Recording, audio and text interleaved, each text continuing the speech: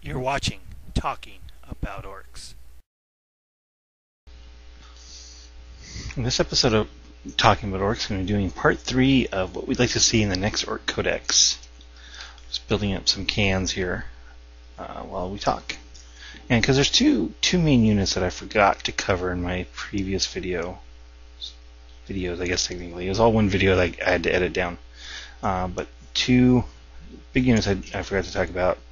First is the flash skits. Flash skits could be really useful, but they're just not useful right now. The big changes we need to see in flash skits, I think, of course, first and foremost, is they have to have a dedicated transport. Even if it's only a battle wagon, they have to have their own transport. Otherwise, they're just completely useless. Secondly, is they just need a revamp in the weapons. I don't want to see another unit just completely changed again, just to change it. So instead of a base single shot, I think it needs to be a base 2 shots, and then you can buy an upgrade for a third shot instead of 1 to 2, going from 2 to 3. Probably make a big difference. And then the other thing is the stupid gift finders that need to instead give them BS3. But and keep them all the same points cost. So instead of pre-measuring range, you get BS3 on them, which I think would actually make them useful, because now you're talking strength 5 or strength 6 shots, and at 24-inch range, with 3 shots per model.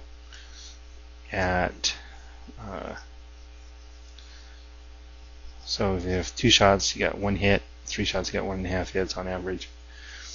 And it would really make a difference in them, because then they'd actually be decent. No, not great, but decent at taking out transports. Glancing chimeras. So all you need is an immobilize on that chimera to really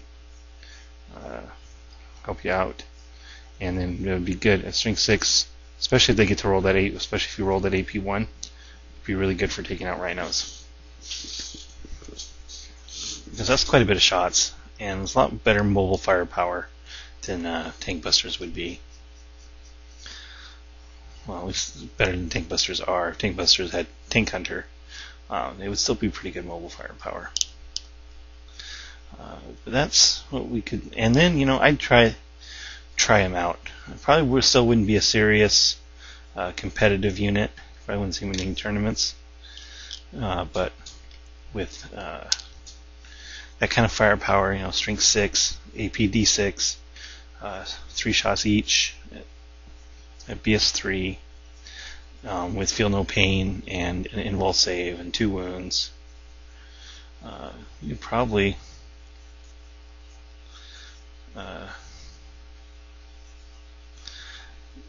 give them. They'd probably actually be pretty effective. You might actually use them.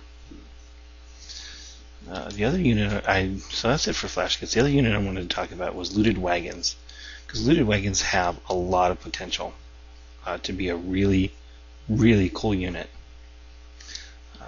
Instead of just basically they're just very boring right now, but with a couple, we could give them some more options. We could make them a lot more customizable to your particular tastes, what kind of army build you want to do. First, they need to be available in squadrons of 3. That would be the best. That would be a great first start.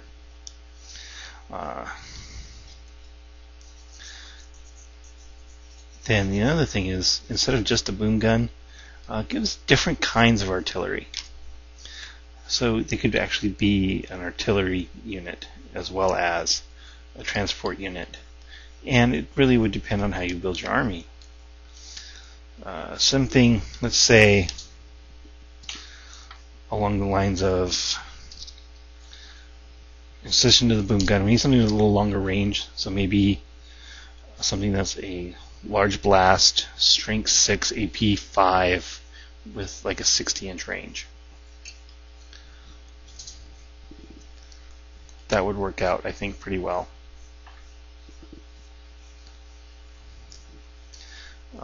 And then maybe something that's like strength 4, AP 5, large blast ignores cover. Then maybe something that's barrage, so we can fire them out of line of sight.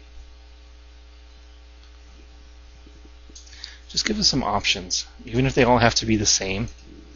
If you take them in a squadron with the artillery, different kinds of artillery would be cool. I said it could really help get your particular army a lot more customized to a particular way of fighting.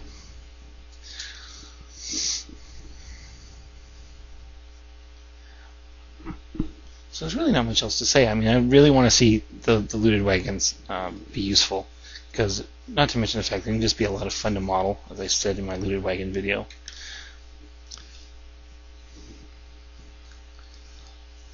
So looted wagons could be the Ork artillery or a transport squadron. I mean, a squadron with transport capacity could be very interesting. Work out some be some weird rules. I don't know if the transport, I don't know if the squadron rules would hurt them or help them much. But I think Orks need more artillery. The Orks have a lot of artillery in like Forge World stuff, and Imperial Armor, and Apocalypse. So I think they need more artillery in the game itself. So I think that's it for this episode of Talking About Orks. I think I finally covered all the units. I don't think I've left anything out that needs to be redone. Except for one note. I want Burners back in boys units. Maybe that's too much to ask, but that was really good. Oh, Burners, heck. Yeah, and how about restoring my Burners too? Back to the 3rd edition glory when they got an extra D6 for armor penetration. That was really awesome too. So yeah, on the charge it'd be strength 4 plus 2d6 armor pen. Thanks for armor. With 3 attacks. Let's give some more anti-armor capabilities to the Orks. That's really all it is. It's just more anti-armor. Same with the Flash Kits revamp and the artillery revamps, or looted wagon revamp into artillery. It's just about adding a little more anti-tank to the Ork army to adjust it to the current meta game. But who knows? By the time the Ork Codex comes out, there might be a completely different meta game. Might even have 6th edition before then. So who knows what's really going to happen? What is going to really be needed? Heck, with 6th edition, if 6th edition comes out and they revamp the vehicle rules, so vehicles are not as good as they are now, they might not be needing any changes to the Ork Codex. Orks just might regain dominance again. No, it's hard to say. So that's it. I'm going to stop rambling now, and I'm going to post this video, and that's it for this episode of Talking About Orks.